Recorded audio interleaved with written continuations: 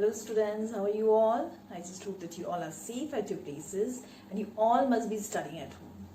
Now students, let's continue the chapter number 2, elements, compounds and mixtures. Okay. Now students, earlier I told you about elements, its properties. I also discussed about the structure of an atom, its parts, its subatomic particles. Now today you're going to learn about the periodic table and why there was a need in arranging elements in this table, and also you're going to learn about compounds, its properties, and we're going to compare properties of compounds with elements. Okay, so let us start here with the first question, which is what is periodic table, and you have to give a reason why elements they are arranged in a periodic table. Okay, so here comes the question number 1. What is periodic table? Give a reason why elements are tabulated in the periodic table. Okay, so periodic table is a table like this. This is a periodic table. This is a mini periodic table. Okay, so a periodic table looks like this. Okay, and here in table, it is a table in which elements they are arranged in increasing order of their atomic numbers. Okay, now what is this atomic number? Atomic number is the number of either protons or electrons. Number of protons and electrons both are equal. It is present number of electrons or protons present in the atom of an element is called atomic number. Okay, now why there was now you have to give a reason why elements they are arranged in or they are tabulated in the periodic table. Why they are arranged in a periodic table? It is because scientists they found a need of arranging these elements in a very simple and systematic way. Okay, so that's why they arranged these elements in a table called periodic table.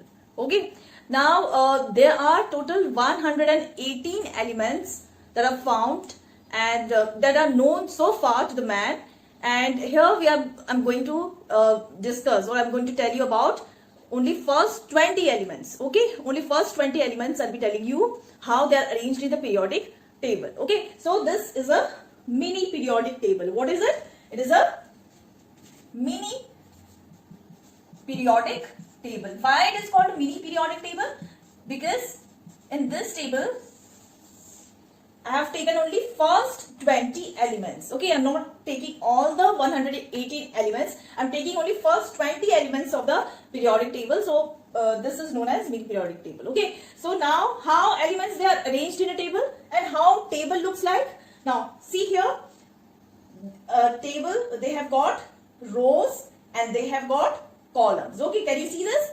How many rows are there? 1, 2, 3, 4. Okay, these are called rows. 1, 2, 3, 4. And rows they are also known as periods. Okay, they are also known as periods. And there are total 18 groups. Okay, there are total 18 groups. So here we have group 1, 2, then this is 3, 4, 5, 6, 7, 8, 9, 10, 11, 12, then this is 13, 14, 15, 16, 17, 18. Okay, so there are total 18 groups, and these groups are the columns actually, and they are known as groups. And here just now I told you that elements are arranged in the increasing order of their atomic numbers. So here in the first place we have hydrogen, because the atomic number of hydrogen is 1, so it is placed here in the periodic table. Then helium. Okay, this is helium. Helium has atomic number 2, so it is arranged here. Okay, then comes lithium. It has atomic number 3. Then comes beryllium, atomic number 4. Then comes boron. Okay, now we are leaving group 3 to 12 because we are not discussing elements or elements that belong to these groups. Okay, we are taking only 20 elements with atomic number 1 to 20. Okay, so boron is here with atomic number 5. Then comes carbon, atomic number 6. Then comes nitrogen. Then comes oxygen, then comes fluorine, then comes neon, then comes sodium, then magnesium, then aluminium, silicon, then phosphorus, sulfur, chlorine, argon, and then potassium and calcium. So these are the first 20 elements of the periodic table, also known as mini periodic table. Okay, so you need to learn first 20 elements and their atomic numbers also. Okay, so this is all about periodic table. Now students, the next topic is compound. Okay, and the question can come like, what is a compound, or define compound. So the answer will be, compound is a pure substance made up of two or more different elements combined chemically in a fixed proportions. Okay, now compound is a pure substance. Earlier I told you what are pure and impure substances. Now pure substances are the substances that are made up of only one kind of atoms or molecules. Okay, compound is a pure substance made up of two or more different elements. Now compound, they are formed of two or more different elements. Two elements can be present in a compound, or more than two elements are also present in a compound. For example, H2O. In H2O, how many elements are present? Two. Okay, what are they? H and O. Here in CO2, how many elements are present? Two. C and O. Okay.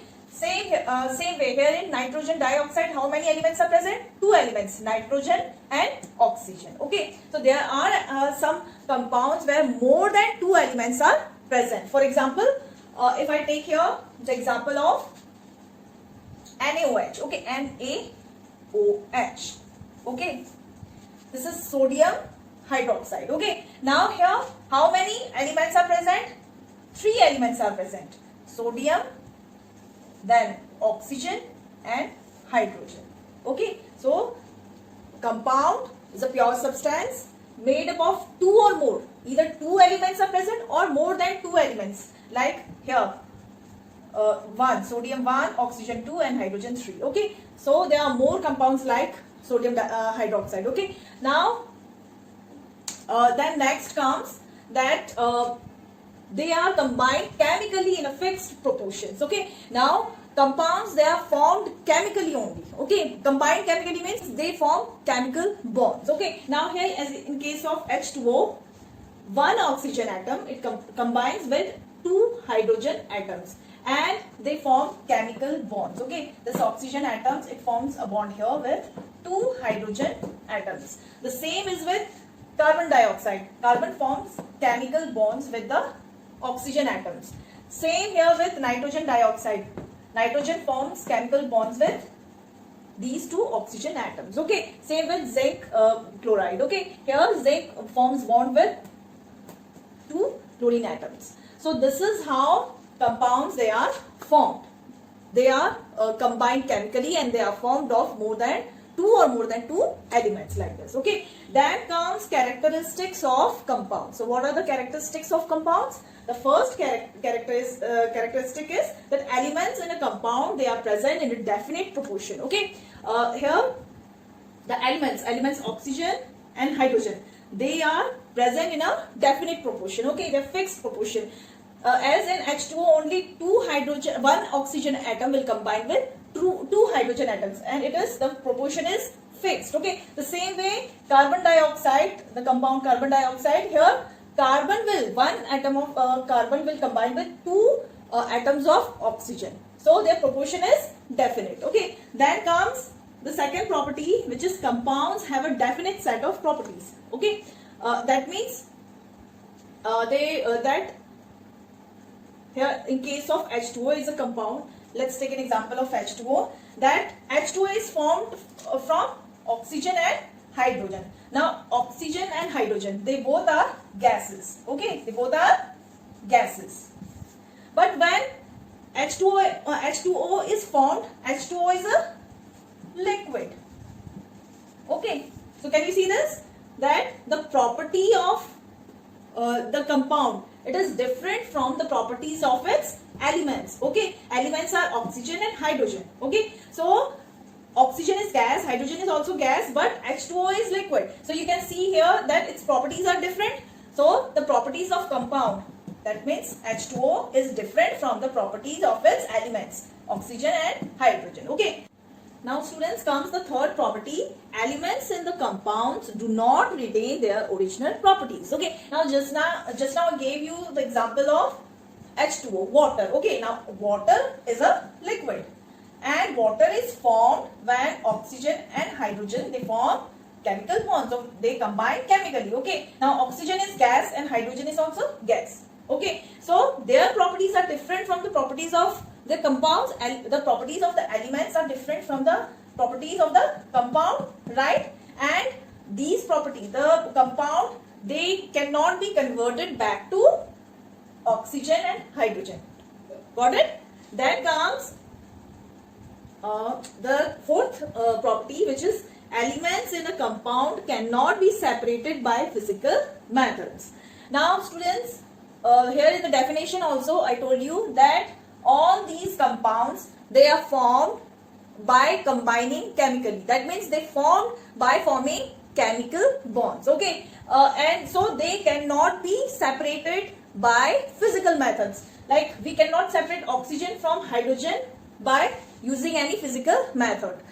It can be separated only by chemical methods. Okay, so elements in a compounds, they cannot be separated by physical methods, but they can be separated by chemical means. Okay, then comes fifth one. Compounds have a characteristic melting and boiling point. Okay, so compounds, they have a characteristic of melting point and boiling point also. Larger the compounds, larger the molecule, larger the higher the melting and boiling point. Okay, so these are the characteristics of compounds and the examples. Okay, now students, let's compare elements and compounds. Okay, we have discussed about the properties of elements and also of compounds.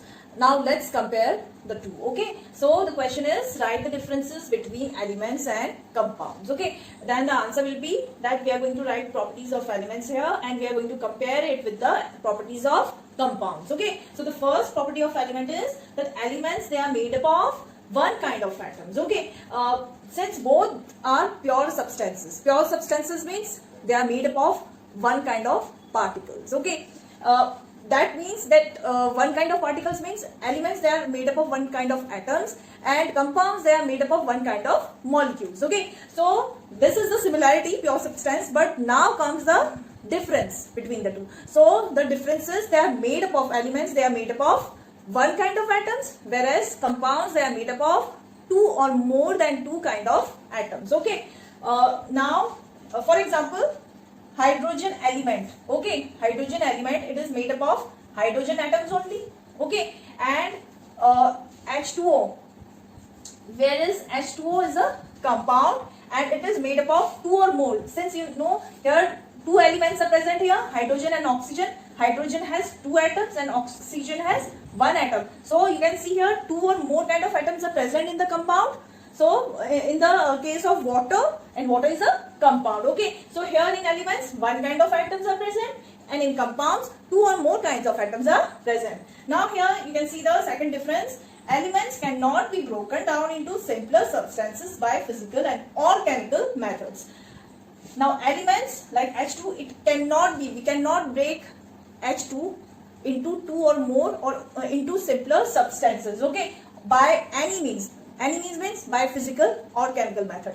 Whereas compounds, they can be broken down into simpler substances, two or more simpler substances, but by chemical means only. Okay, not by physical method, because compounds, they are bonded chemically, so they can be broken down into simpler substances only by chemical methods. Okay.